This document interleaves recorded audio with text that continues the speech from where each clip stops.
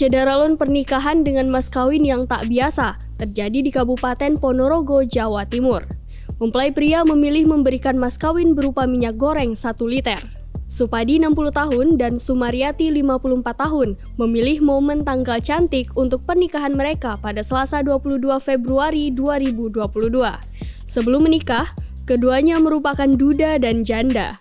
Ijab kabul yang dilakukan di rumah pengantin wanita di Desa Suru, Kecamatan Soko tersebut berlangsung khidmat. Sementara pengantin pria nampak semakin gagah mengenakan batik dengan warna senada. Pasangan duda dan janda itu tidak bisa menutupi rasa bahagia dan haru yang terlukis di raut wajah kedua mempelai. Saking gembiranya pengantin pria, Supadi harus mengulang ijab kabul sampai 3 kali.